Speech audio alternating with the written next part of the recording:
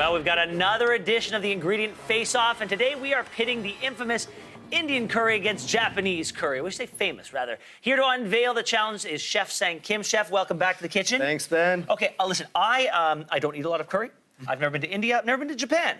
But because I'm on television, I feel prepared to anoint a winner and a loser. Right. Okay, I think that's my job, and I think I'm prepared to do it. So let's build these two from scratch. Talk to me about the differences. Okay. We're gonna start with the Indian.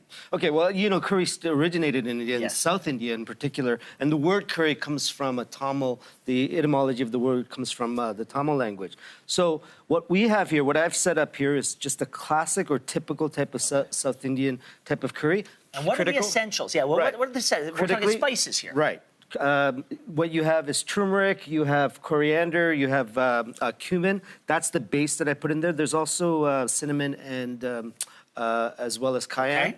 And then what we're going to do is we're going to be putting some of the vegetables in because you have to kind of layer the flavors, Sure, okay. right? So why don't we do that? Okay. So that's already all what the liquid spices. do we have in here? So it's just water. Oh, sorry, it's coconut milk. Coconut milk okay. and vegetable broth. Gotcha. Okay.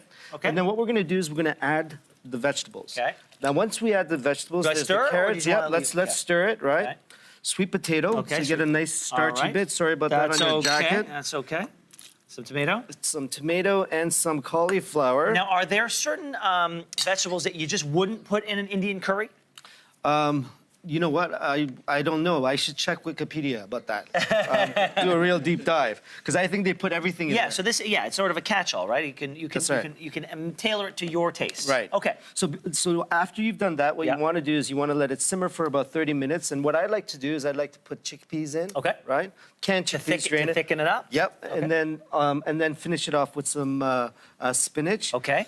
And then with coriander as a garnish, and then of course the lime zest. The zest of a lime. And what sort of rice are we using here? We're using basmati rice. Yeah, you want something that's going to soak up all those flavors, right? That's right.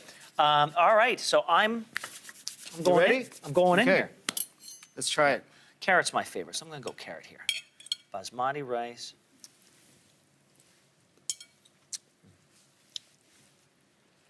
Not too spicy. No, it was a little bit kick, but I feel really, really well balanced, a full flavor, really complete. Like this, even with no meat in it, I would eat this. Yeah, they're both vegetarians. So, Yes. So this is great. Okay, so now we're gonna move on to the Japanese. Okay. Okay, now I honestly didn't even know there was such a thing as a Japanese curry. Yeah, so neither did the Japanese until the 1950s, right? 'Cause Okay. That's when it really introduced the instant style of curry, right? Came in the 1890s through the British Navy. Yeah. And basically what they've done is they've made it into this kind of roux, these blocks, these... That's what this is here. That's what it is. Do not mistake that for chocolate bits. Okay. And then what I've done here is I've got celery, I've got potatoes, I've got potatoes, I've got carrots yeah. and onions. Okay. The three most critical ingredients, vegetable-wise, Okay. for Japanese kare, and it's kare. Kare. Kare. Okay. Kare rice. Okay. And then now that we're here, what we want to do is we want to put the roux in. Okay. Okay. So this is like a concentrate of sorts. Right, it's, roux is a thickening agent, Yeah. right? And this is made out of wheat flour, basically, and some oils. Okay. And then all kinds of ingredients whose names we don't know. Okay, okay. So that creates, of course, it was created the same time as instant ramen. Okay, so Just now you know. they're inspired by the same era. Right. Okay. And now we're looking, what are we adding here? Worcestershire. Okay. Okay, that's the British influence. Ketchup, we think that's American. Okay, and then this stuff is... That is apricot jam. So that is the secret sauce. So sweet. We're going with some sweet Right, here. so it layers it with another, there's another layer of Okay. sweetness, fruitiness that comes with it. And of course, you're adding soy sauce to give it So I'm getting a savory. sense that a Japanese curry is not...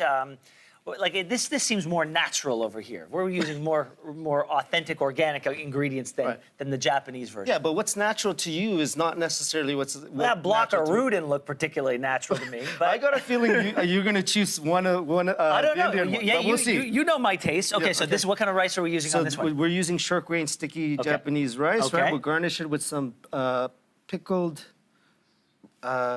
ginger there. All right. So there you go. All right, I'm going to give this one a whirl here. All right, let's see. Get some rice on there. And it's mild. Putting that. It's more of a stew. That's right. It's thicker. It's definitely thicker. than the Indian style. but very different. I've got. Does it feel natural? I like them both. I really do like them both. I'm declaring a tie. Thank you very much, my friend. I appreciate that. I learn something new every day. All right, you can find both these recipes on yourmorning.ca.